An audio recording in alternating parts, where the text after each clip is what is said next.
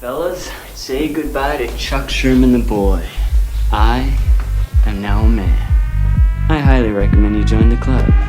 We are doing the wild thing all night. Acid house music. Hey, what's up, everybody? This is Sherm. Sherman, I cooked all this food. Is that all you gonna eat? General Sherman realized and understood the importance of house music. So, do you know anything about techno? No. Listen. Get it on.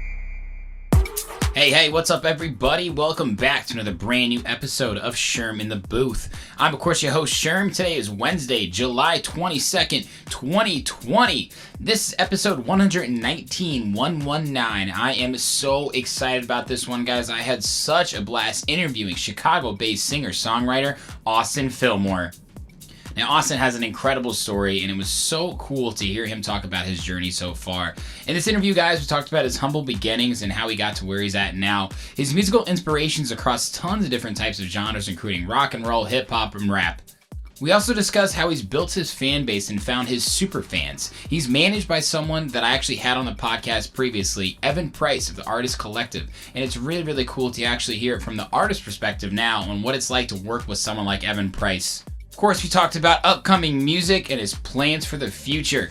This interview, though, guys, is filled with tons of awesome stories. We were laughing the whole time, and I had such a blast. Austin, thanks for taking the time to come on, man. Let's let the people hear your story for themselves. This is episode 119 with Austin Fillmore. All right, Austin Fillmore. I'm going to give you a round of applause because... Listen, we got a ton of mutual friends, and I'm a little upset at myself. This is the first time we've really connected. I know we've touched base on social media.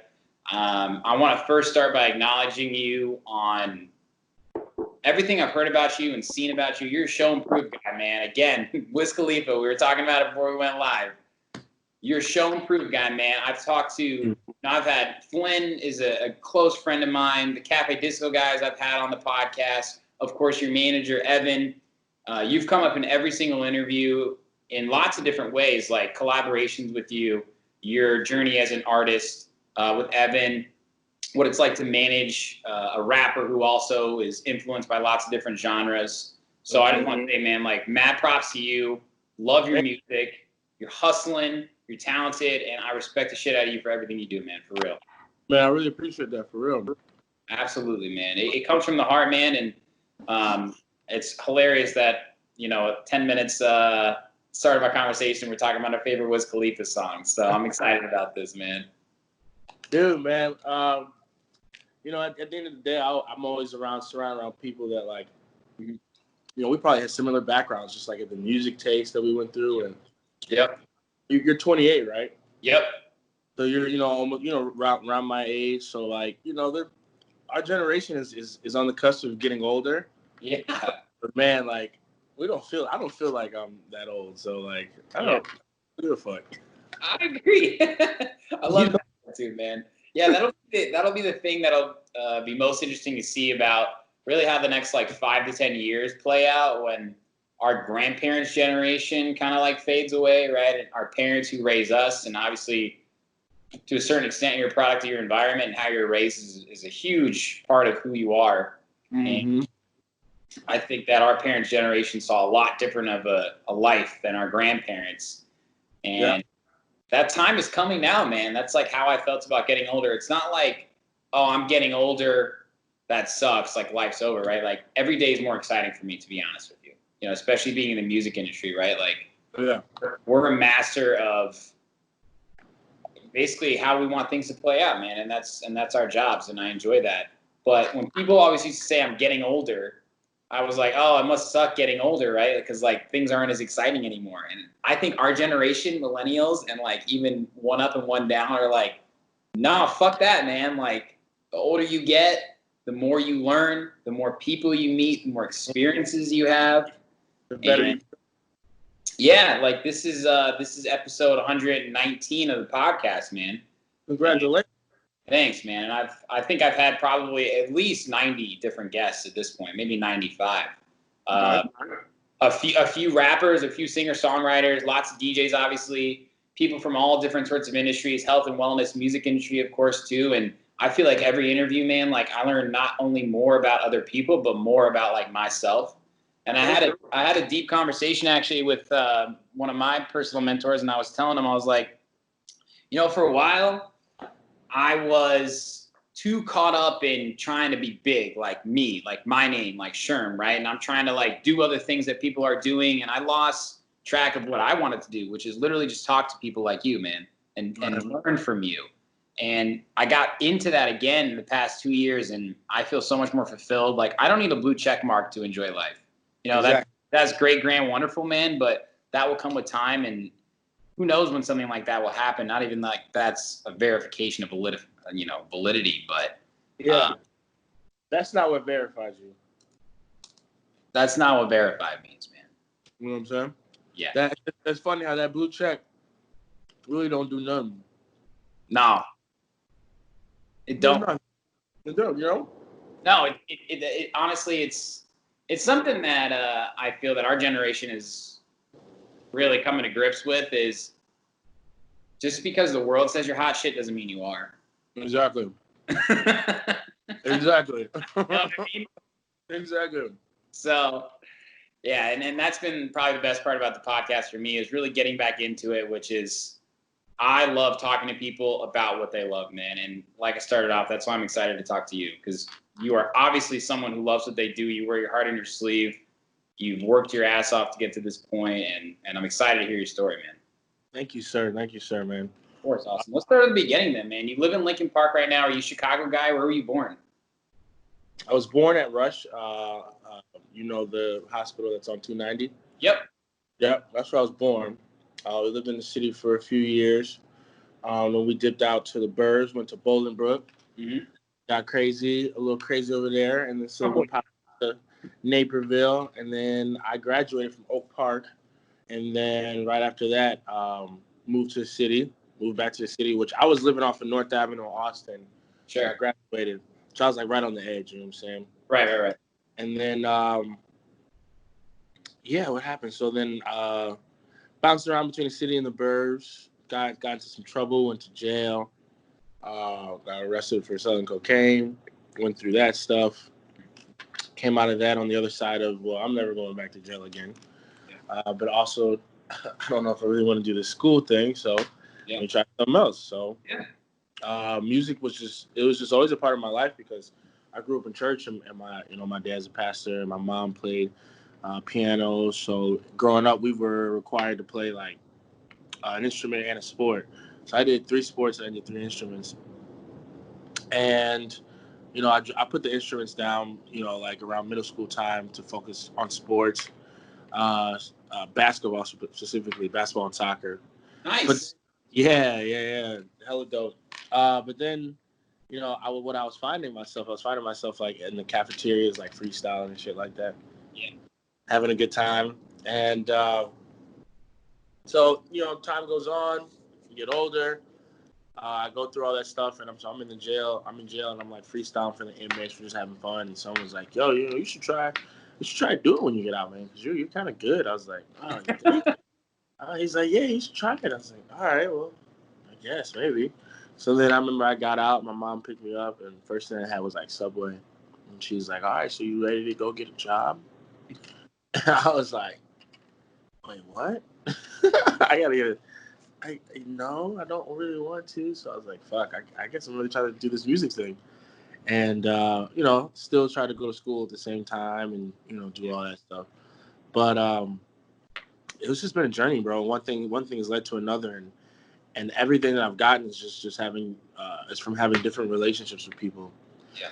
I pride myself on being able to interact with anyone. I was on a podcast last night. I don't know if you heard of them, but they're unprepared or ill-advised and unprepared and ill-advised. Yeah, I have heard. Yeah. Yeah, those are my boys. Nice. So I was on their podcast, and they have a dope podcast, man, because we just they literally set up like 6 different mics, and I bring a few of my boys, and we just sit there and we smoke and we drink and we talk about everything. I don't even think we even talk about my music. Those are the best interviews, man. Seriously. You know what I mean? We'll start off talking about the music, and then we'll get into the most every conspiracy thing you can possibly think of. So I hear that. it's so dope. So but one of the things he said, and it was kind of really humbling. He's like, man, I just feel like you can just talk to anybody, bro. And I'm like, man, that's really all I've wanted and wanted to be acknowledged for, someone that can just talk to everybody. Yeah. That's it. So his journey's been great. It's been awesome, and it's still going. It's still going, and I'm loving it, man. I'm loving having a great time. I love that, Austin. And first off, thank you for sharing your story, on an intimate level. I know everybody's got a different journey, man, and of music for people that I've had on the podcast in the industry, right? It always comes into their life in a serious way when they decide to make it a career, when it is a life decision, right? And it's really tough, especially with parents that may not be well versed in the music industry, or it's not as blue collar, right? Like my dad was a doctor, like my mom, they're both from the East Coast, right? And they believed me and they supported me, but it was like, you need to get a job too, because like you don't know if that's going to happen, right? And that's so tough when you decide this is what I want to do and not have everybody behind you. Right. I'm talking about this idea where when really, I mean, it's a simple saying, when the going gets tough, like the tough get going, man. It doesn't matter what business or brand or anything. Exactly. And that's the best part about music to me, is whether or not someone supports you, there's something else out there that can inspire you. Mm-hmm. My question for you is, do you remember a moment when you realized that I wanted this to happen? Was it when you heard a song? Was it one of your friends, like when you were freestyling, like you said? Do you remember like an actual moment when you were vulnerable and you said, "No, music is what I want to do. I'm going to make this my career"? I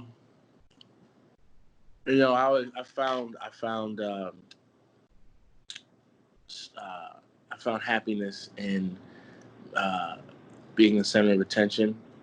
So like at the college parties, before I got locked up, would just be freestyling, you know what I'm saying, at a house party, which was the purest type of fun were house parties, man. Really? You remember just growing up and just like people, whether it's in high school or it's college, just people that you interact with on a daily basis. Yep.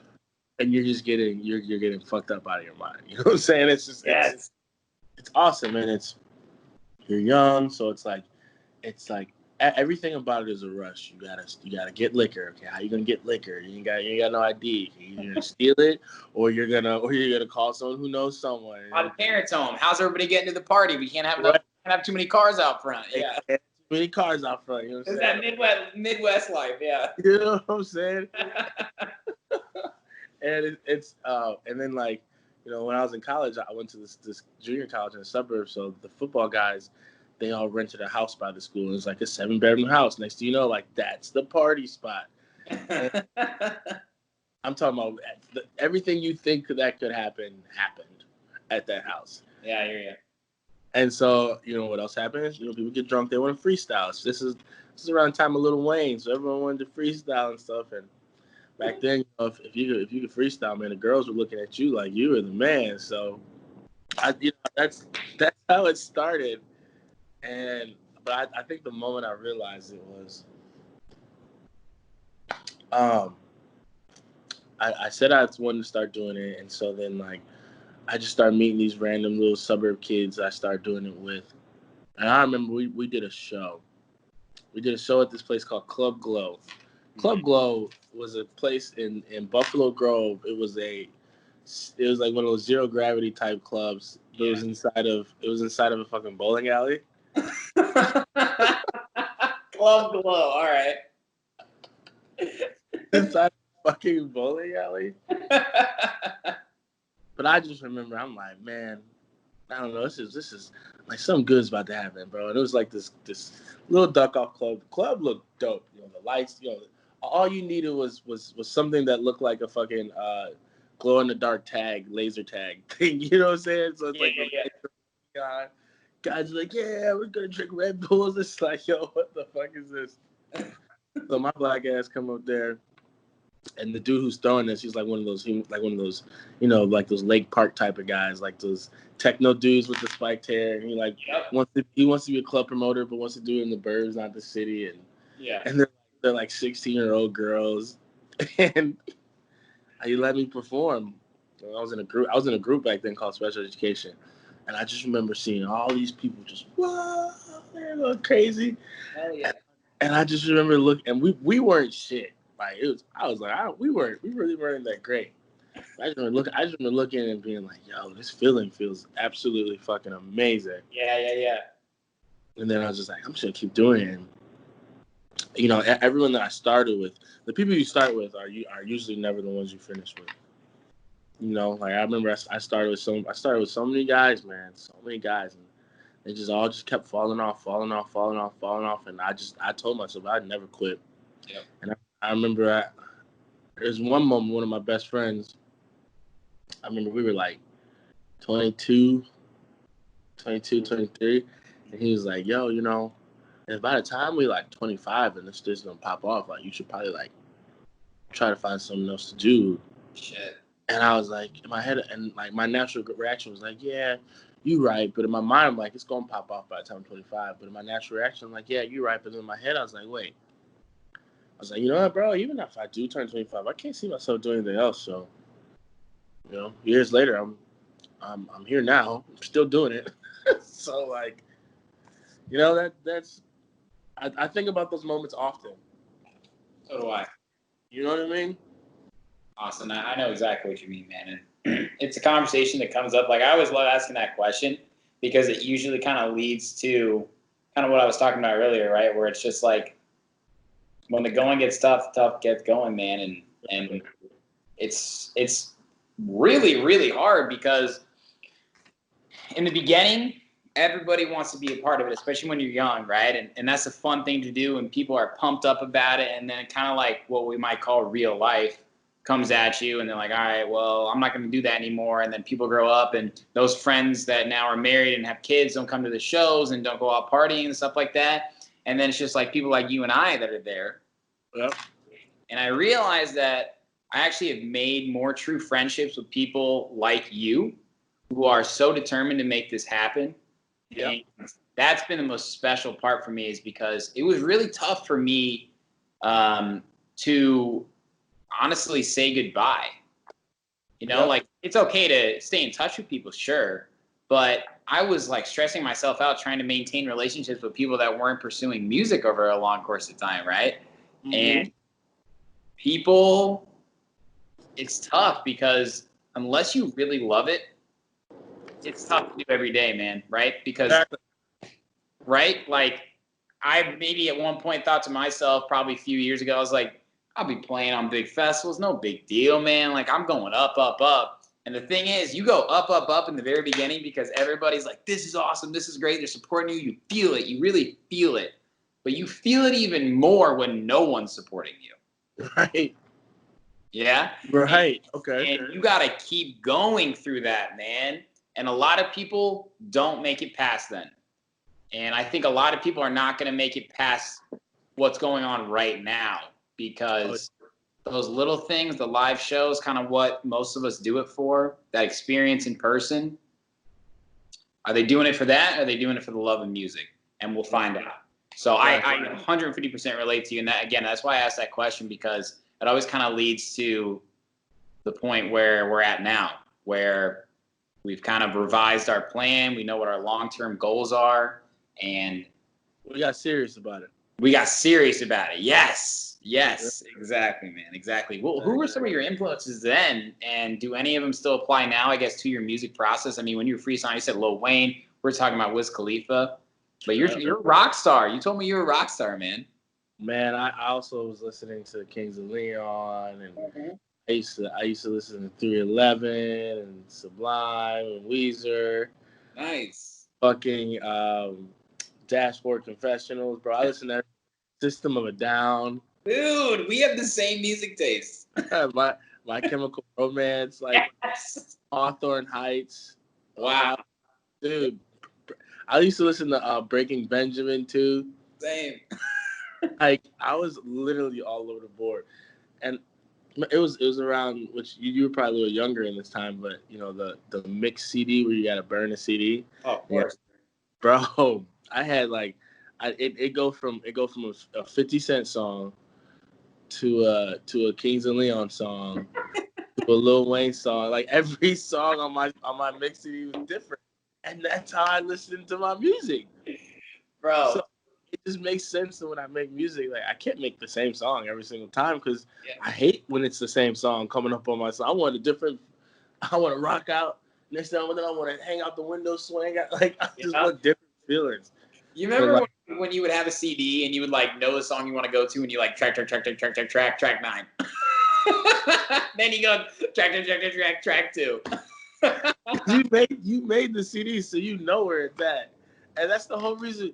The whole reason why you made that CD was for that one song, but you didn't want to be a lame and you don't want to waste the CD and have one song. So you had to fill it up with other things that you didn't mind listening to.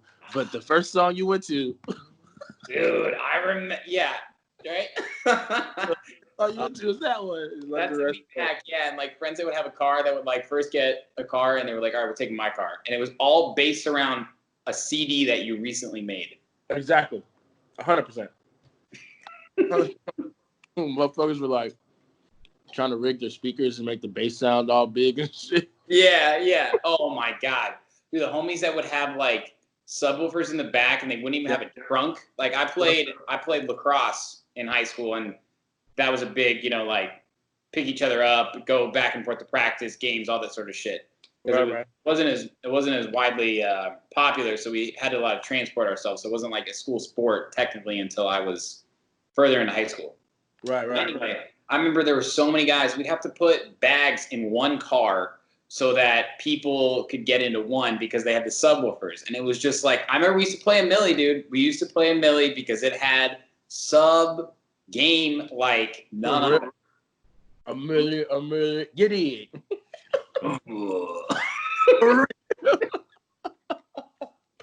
Oh man. And we're like dropping it, I'm like from like rural Indiana, right? And we're like rolling past like a Culver's, like I'm milling, like, hey, how you doing? But dude, that shit, that honestly, like I'm always so thankful of growing up in our time because of 2000s rap. Like we got a taste of that like kind of 90s punk vibes and stuff, but really that 2000s rap era when we were kind of like, I guess going through puberty, getting into high school, getting girlfriends and stuff, like grinding on the walls and guys having blue jean marks on the walls because we were grinding up on them. And it was all just like that Nelly, 50 Cent, Lil Wayne, right? Like that whole era, man. Bro, it was, we literally got the best of both worlds. Like we got the internet boom. We were the internet kids, but then like our parents who are like older, who like they really don't want to seek out new information. Like for us, we know about the old, but also have the ability to keep learning the new. Totally. I was raised on like Bruce Springsteen and Journey and so many of those 70s and 80s rock bands. Jimi Hendrix, man, like. Oh yeah. Like I said, my parents are from the East Coast, Baltimore and New York City, and they had their fair share of experiences with live shows. And I think a lot of people from our generation cut ourselves too short because we got those My Chemical Romances, right? Also at the same time as, again, like Nelly and Lil Wayne. So I'm right there with you, man. Right, bro. And we were like the change for music. Like the switch up in music and how it's received and how it's delivered was all because of us. Sure, man. And I want to ask you to transition on that. Like your music now, Austin, when I listen to it, when I listen back through it, I went through a lot of your tracks today. And now asking you that question, I got a good idea of what this feature is going to be. I'm hearing modern day stuff like, I don't know if you're influenced by, I'm going to assume this Don Toliver, Uzi Vert, all the way back to Nas and Lil Wayne, man. Like, and like you said, like, I guess some My Chemical Romance vibes. Like, I'm waiting for you to just like, start screaming. Yeah. I totally could. It's funny you said Don Toliver, man. Yeah, I've been getting compared to him a lot. This new music I've been making lately is definitely has that Don Toliver vibe, man. He's dope, man. I really like him. His project, Heaven or Hell, kind of got me through this fucking quarantine. So Yeah. definitely. Oh man, that whole project. I still listen to that. I listen to every one of those songs every day. I love him, man. I'm a big Travis Scott fan, and when he came out, Love Travis. love Travis, man. Love Travis. So like, if I was assigned to any label or anybody, it would be them right now because like Cactus Jack. Yeah. you know what I'm saying? Like Cactus Jack, because it's like what Wiz Khalifa and Taylor Gang was to us back then. That's what it feels like Cactus Jack is right now. For sure. Just a lot more stars, a lot more people that are individually stars as well.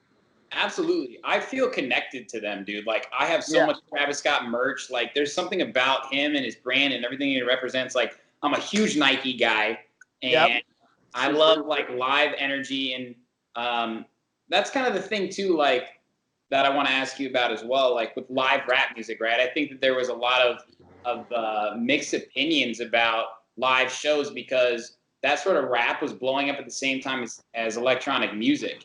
And a lot of electronic music acts, you're going for the show, right? And now rappers have to bring that sort of energy. Like Travis Scott, to me, is the pinnacle of live rap. Ridiculous. Newport shorts.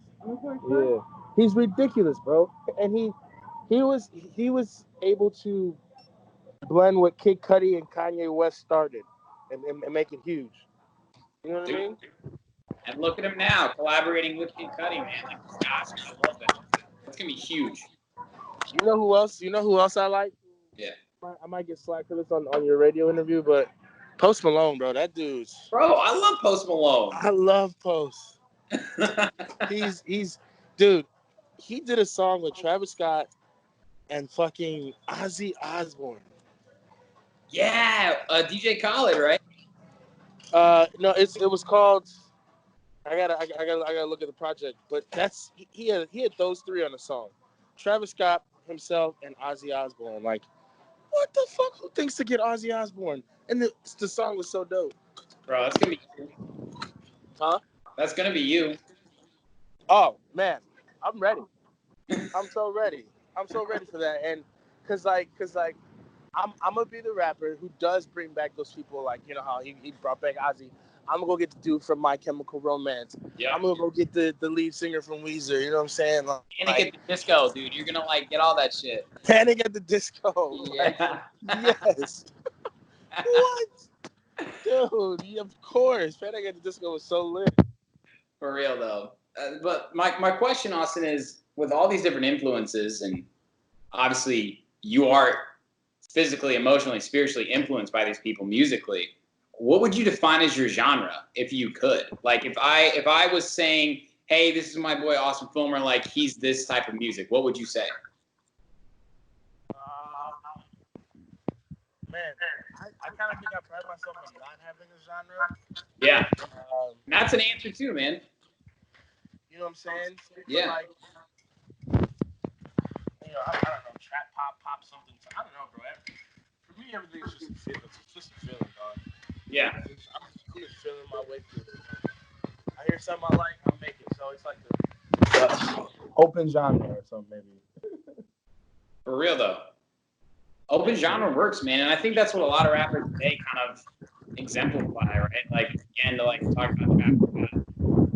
Got tracks like that could be something like R.I.P. Screw off Asher. Got tracks like No Bystanders that like are club hits, and Exactly. I think that's happening to a lot of artists that are emerging these days. And the reason they're emerging is because, like we talked about before, there are people that believe in their process, believe in their music, and love what they're doing. And whether or not they blow up, that's fine. Dude, Travis got a crazy story, man, and he's someone that just has like worked his ass off and now has this sound. And I see you on a very similar path right now, man, right? Like, you're not pigeonholing yourself. Man, I really appreciate you so much, bro. And it's you know, the crazy part about it is when I started making music, and then I'm having like these people that I'm around that I'm considering to be my friends, and next thing things I start doing bigger things, and certain people hate, and then but then you find a few friends that don't. But then then you let go of the people that hate, and even the few friends that don't. As things start to get a little more bigger that they're around, but then you start doing things they don't like you are switching your sound. You're trying to do new things, and then they don't start liking it. So it's like you got to find a whole new sector, and it's just like, man, I'm just gonna make the music I like and focus on the people that like me for no reason. For sure, Austin. And that's actually a great segue into my question, which is working with producers who could be like Flynn, who could be like Cafe Disco. How influential are they on you in the studio and vice versa, right? Like I actually asked that question to Cafe Disco. About me? Yeah. I was like, well, what's it like working with, someone who's more of a, singer, like they've worked with on a few of their tracks, right? As compared to you. And I know that.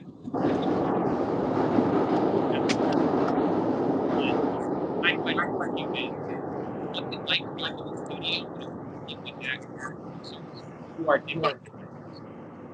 Was it like working with people that are in different genres than I'm in? Or is that what you're asking? Yeah, like if you're working with Cafe Disco or you're working with somebody else who's like, let's just say I'm an 808, hip hop producer, and then I'm Cafe Disco. Like, what's your mental process like when you walk in and go in the studio?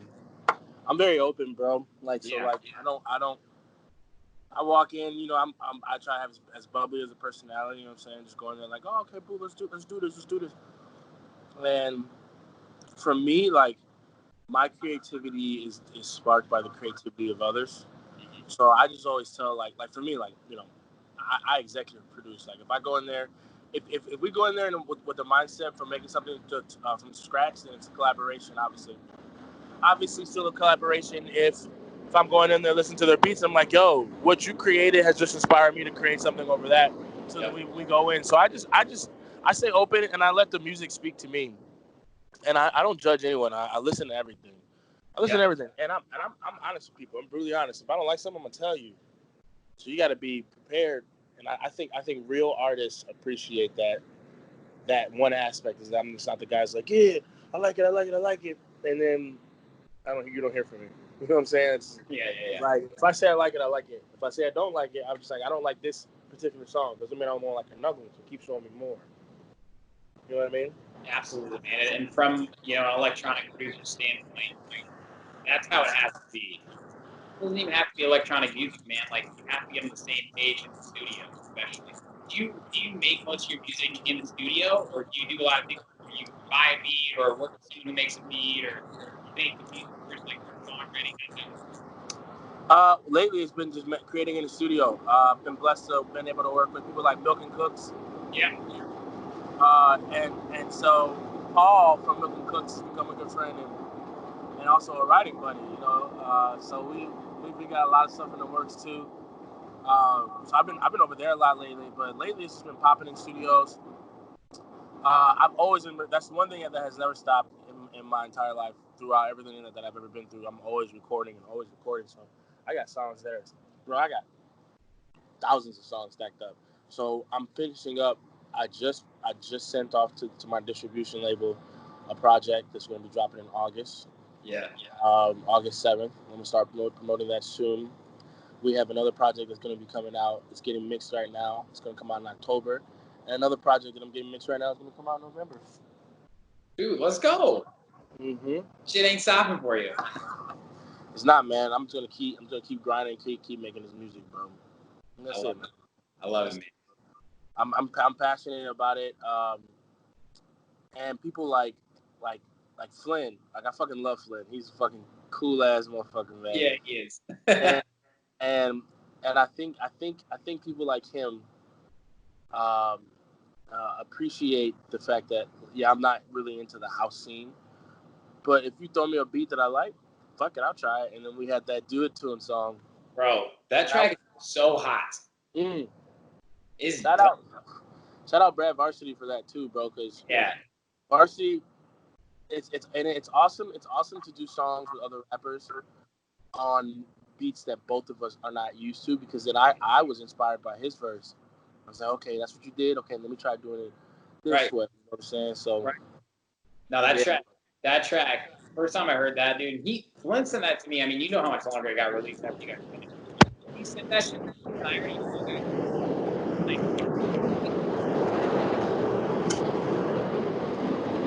hold on. Sorry. Okay. One second.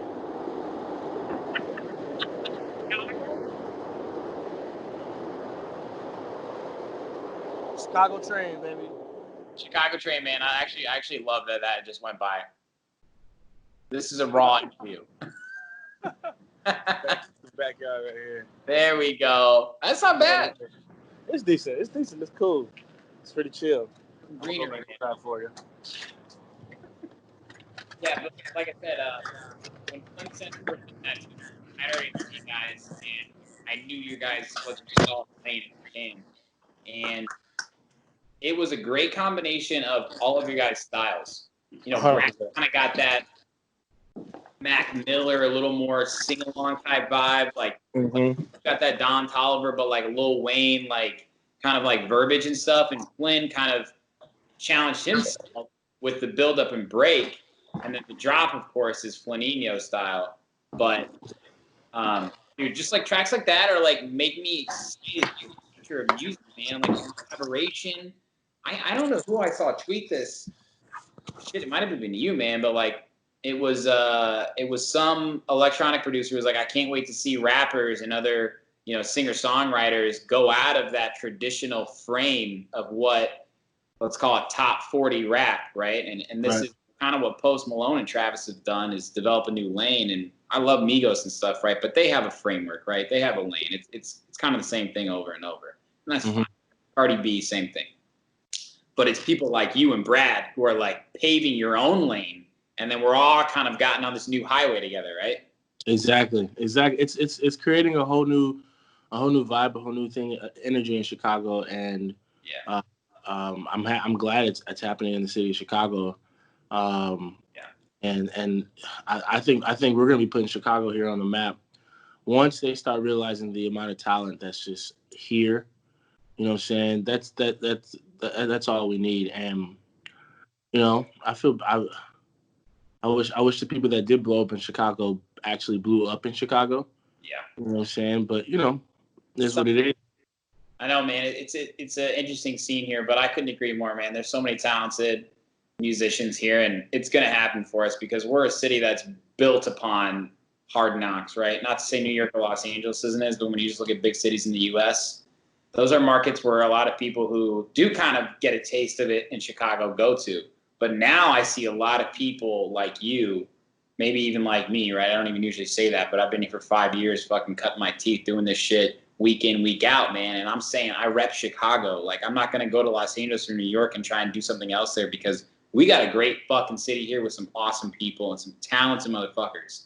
And I think that's kind of what's going on in the city right now, man. 100%. And it's crazy because, you know, like, if you're from Chicago, you have a different energy about yourself. You got a different swag. There's a different realness that you come with. And it's crazy how I attract, like when I'm in these other cities, I somehow attract people from Chicago. Like I went to LA and I realized I'm meeting all these people and they're from the state of Illinois or from Chicago.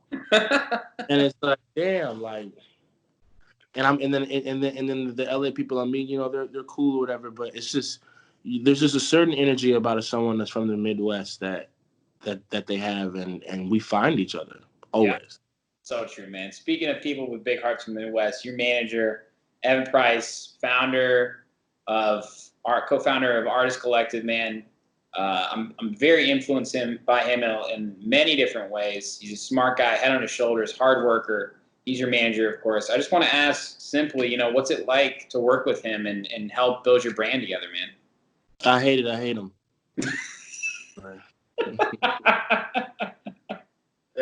Evan, if you're listening to this, I love you.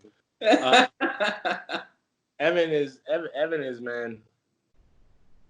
How do I put this? Like, if I would have met Evan earlier, we would be a lot further along. You know what I'm saying? Yeah. But the amount that we have done in the past, year and a half, 2 years is just awesome. And I liked him. I had other managers before, nothing that I actually signed. But the managers that I met, we met, we were cool for a few weeks, and then they're like, I want to manage you and stuff like that. And so I never stop anyone from what they want to do, but I'm always, like you said, showing to prove. Okay, we're gonna be my manager. Let's see what you do. And then, a lot of people don't really know what to do. They pretty much. I don't want to be working with someone who wants to manage me, trying to do the exact same things that I've already been trying to do. Yeah. Like something new to the table.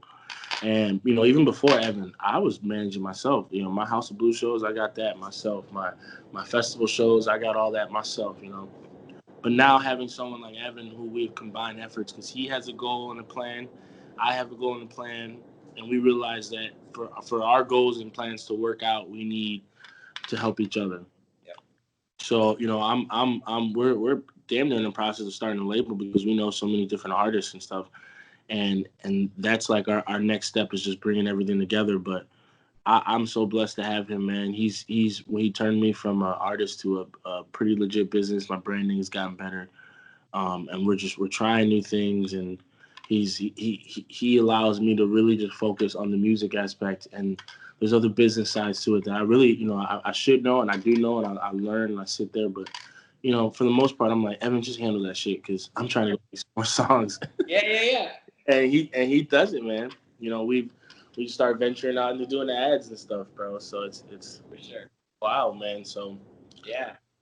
people like him, Willie, my homie Willie, he's a manager as well, but he's really smart on the marketing side. And we're finding people along the way that are really talented, really hungry, and really humble. And at the same time, we're finding a lot of people that we really do not like.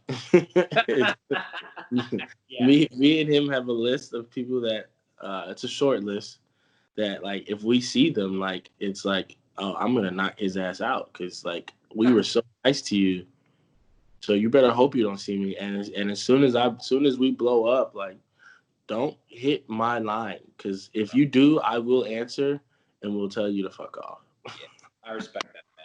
You know what I mean? And for me, the type of person that I am, the type of person that Evan is, for us to get to that point, because we're very giving, we're very loving, and our resources, like, which, I'm kind of learning I shouldn't be doing, but I'm very open with my resources. So a lot of people then come and they hang out and they're like, oh, we got the resource, we don't need him anymore. Right. And at the same time, it's fine with me because, the people that I'm connected with, they understand how good I am as far as a person. Yeah. Everyone that I've connected with, from Evan to my producers and engineers, we were friends. We're friends. We hang out. We drink. We party. So it's like, even if the music shit don't work out, these are still gonna be the people I'm gonna be spending the rest of my life with. So Sure. I love that, man. Evan's one of my best friends. Like, he's met my daughter. My daughter always asks about him. I want to see your friend Evan. It's like it's a family affair. So I love that, man. And yeah. when I asked him about you, of course, we got into one of his main fundamental building block, which is super fans, and he was a fan of you, man. He went and saw you live, and I think that's such a genuine and raw and authentic story, man. And my question for you is about super fans. You have a lot, and you found them. The question itself is, what has that process been like, not only finding them, but then what has it been like for you from a fulfillment standpoint, connecting with people who truly appreciate and love your music? It's a blessing. It's fun. It's humbling. And it's a lot of work. Austin, I think you got 20,000 monthly Spotify listeners. To me, those aren't padded stats, man. Like, and your followers and everything, like, those are people who really love it. And I think that, again, what we were talking about earlier, there are a lot of people who get in this for the blue check mark, right? Right. They pay their way through, whatever it might be. How real is it to them? And I think that's why, talking to you now, man, like, it's clear why you're going to continue on this uphill trend, because those people are the ones who spread the word about you, right? 100%, man. You know, my dad told me a story a long time ago. 25% of the people in the world like you for no reason. 25% of the people in the world hate you for no reason. 25% of the people in the world you could probably win over. You know, you could work hard to get their attention, and then you'll win them over. And some people, you could work hard to get their attention, and you probably won't win them over. So he's like, who do you focus on? Yeah, I like that. And everyone's like, oh, you focus on the people that you could win over. And I was like, man, that's what I thought. But my dad was like, no, man, you focus on the people that like you for no reason. Yeah. Because ones again, they'll be fair weather people. Like, so they'll eventually come on. But you got to give love and support to the ones that like you for you. Mm-hmm.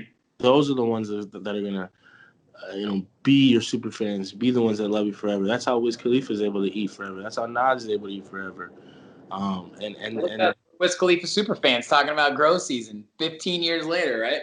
exactly. We're still and we could pop that motherfucker in right now and still be like, yeah. You know what I'm saying? So it's a lot of work, man, and especially nowadays with how 2020 has been. You got to stay on your social media, and so like I'm up and down when it comes to social media. Lately I've been popping in and saying some pretty controversial stuff, which I'm speaking my mind. So I don't really give a fuck, and it's a lot of work. It's hard, but it's very fulfilling. And when you get those people that send you messages like, man, like what you were talking about on your live, like I'm going through a divorce or this is happening, they're messaging me about it, and it's like, that's humbling, and it's a lot of responsibility. But it's a good responsibility. Yeah, I love that. It's a good answer, man, because if anything, these people want to be your friend, right? And you're obviously someone who wants to be friends with people who share similar interests to you. And if they like your music, you like your music too. So I get that, man. Exactly. I think it's really cool, the relationship that you and Evan have. And it's going to be awesome to see how you guys continue to build your brand, his brand. I mean, I love what you guys are doing, man. Seriously. I just want to do that. I wouldn't have asked it if I wasn't such a big fan of him and you, of course, too. So I think it's a good dynamic, man. Thank you, man. Appreciate you for real. Of course, Austin. And a question I want to ask you specifically, man. And I always love asking this to people who are not DJs, right? Because when I ask this question to DJs, they say, oh, I make a different type of beat, I make a different type of synth, a different type of melody. My question is, how do you stay unique in a market where you have so much competition, right? Mm-hmm. I mean, you kind of have answered it in one way or another. Yeah. As my roommate, hey, I haven't seen you in forever. How are you? What's the word? You just burp while you hug me? Sorry, I was in the middle of a Did I get a burp hug? We're keeping that in. My roommate and his girlfriend, she came in and gave me a hug and burped when she hugged me. I feel like I patted on the back and like I'm burping a baby. She's super fan? I guess. Now she is. Super comfortable. She burping around me. I guess so, yeah. What was the question? How do I stay what? Yeah, I mean, for someone who's in an industry, let's just say the music industry as a whole, right? Mm-hmm. Try and look at your competition. Do you look at them like, how can I be different? Or what do you do to be unique? I mean, at the end of the day, as cheesy as it's gonna sound, I'm just being me. Yeah. That's and I think people reach this part in their life or this point where they're like, okay, I want to be different. And so as we're younger, we're trying to figure out all these things to be different. But to be different is just to be you. And within that process that we go through trying to figure out, because, we as people, we change and we grow, so you can see that in how people dress, especially when it comes to humans, we change constantly. I'm not going to be the same person I am 5-10 years from now, and I wasn't the same person 10-20 years from now. Yeah. So once we become okay and just realize that being us is cool, and being who we are is cool, and being different, that's when you really that's when things get better. That's when I realize, I'm being honest, the type of person I am, I like all the different kinds of music. I like doing this, I like that. So yeah, That's when you're happiest, right? It's when you really only do things that you truly like. Right. 100%. I mean, and even if it doesn't work out, which there's no doubt in my mind that it will. It's like at least I did it. At least I was doing what I like to do. Yeah. You're not gonna be old man in a rocking chair saying I coulda, I shoulda, I woulda, right? I did. I went after it. I'll be with you in a rocking chair, cheers and some whiskey, saying we did it, We did it. tried it, and it happened, right? Exactly. And I realized I had to really figure out what to me is success. Once you put a reality, a realistic expectation on your success, that's what makes grabbing and obtaining success so much easier. So it's like, okay, let me get to this level. Okay, let me get to this level. Okay, let me get to this level. So Sure. whatever level that it finishes at, it's going to be successful because I'm not at the same level that I started. Absolutely, man. And that honestly is a question that I wanted to ask you. You kind of just answered it again. That's why I love interviewing people like you, man, because it's such a conversation, right? And it's just beautiful. But my question is, being a creative where people can have an opinion of us, whether or not they're actually in the business or not, is tough. Have you had any moments of self-doubt, in a dark room in the corner where you had an obstacle and you had to overcome it? If so, what was it and how'd you get over it? And every day is an obstacle. For sure. You gotta fight. You gotta fight the biggest demons, and the demons aren't the people that you're seeing. The demons is what's in your head. And there's so many times you're like, oh man, maybe I should stop or this and that, and you're just like, no, I'm keeping going. Yep. And that's an everyday battle. Yeah. I stay creative. I realized what originally inspired my creativity was my anger. Being upset at certain situations. And so what I realized, that's an emotion. So when I was angry, I would talk about certain types of songs. So when I was in different emotions, I started really, while being in those emotions, trying to write, because I wanted to see what types of songs were inspired by which emotion I was going through. Mm-hmm. And that's how I stayed creative. And I started putting, I want to talk about this. Let me start putting myself in these situations to be able to now be able to talk about it. Yes. Yeah. So. Absolutely. I love that, man. I feel the same way. You really, that's when you truly get in touch with your feelings. Right. When you actually acknowledge what's going on. Right.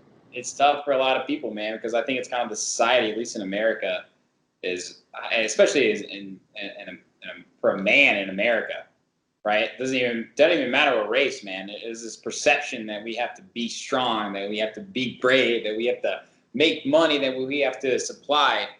And there's this really great podcaster and author that I love, Lewis Howes, and he has this book called The Mask of Masculinity, right? And it's about just basically getting in touch with who you are. And it's clear to me, Austin, you are.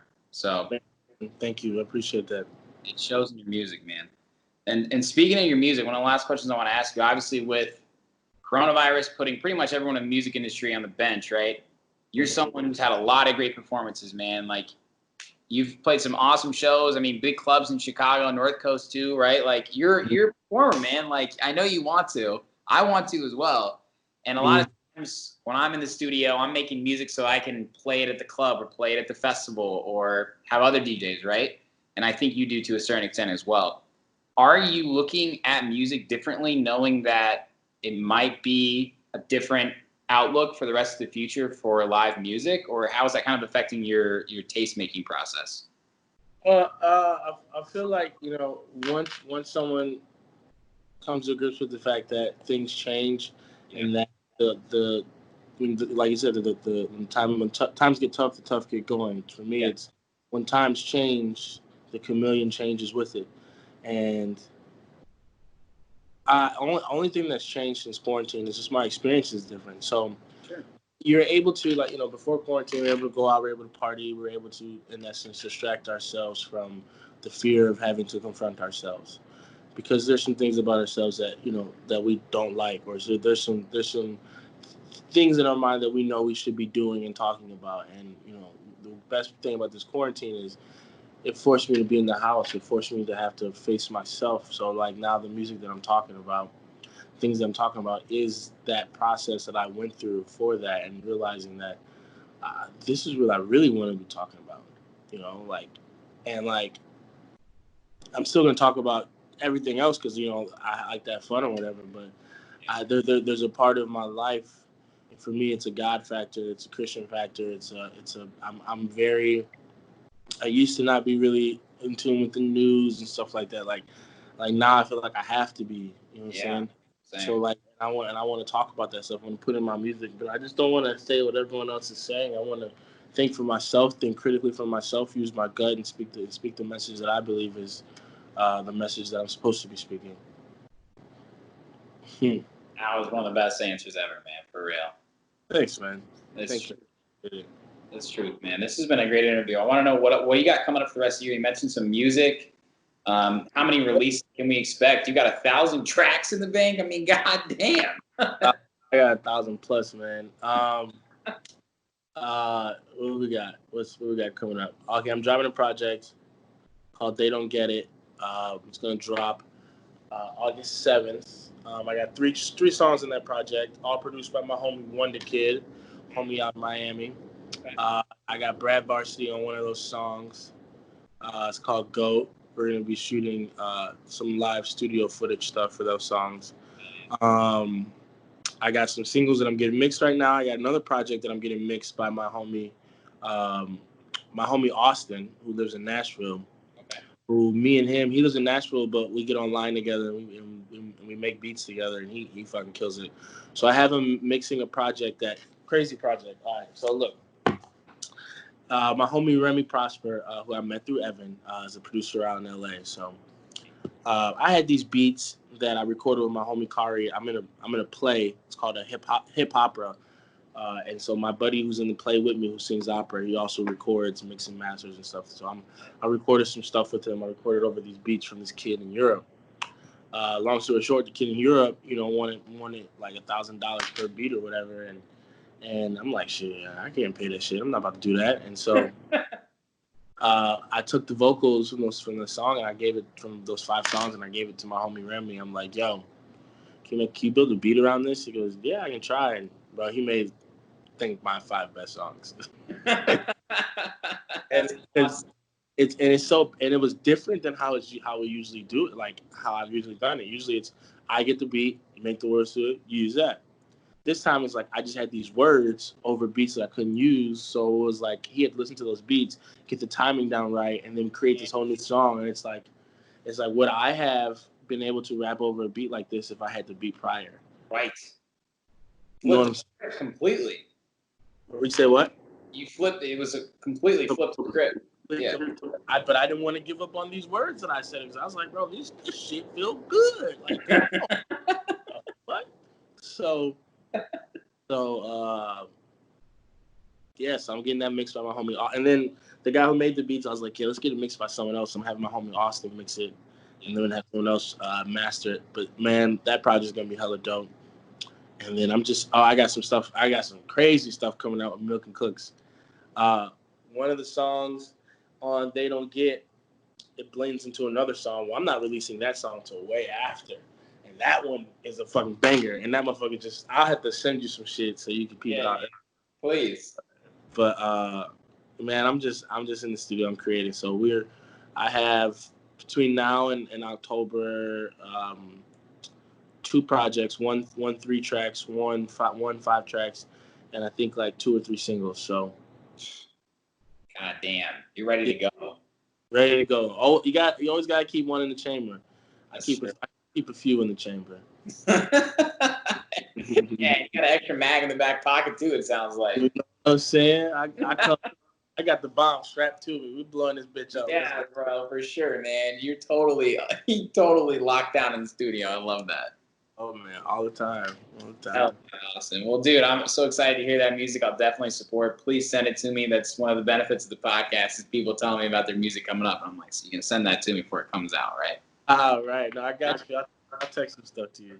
Hell yeah, bro. Well, this has been such a pleasure. Again, I want to truly acknowledge you for all your hard work. After hearing your story, man, like I got even more respect for you, and it's clear that the future is bright for Austin Fillmore. So I'm excited to see what happens, brother.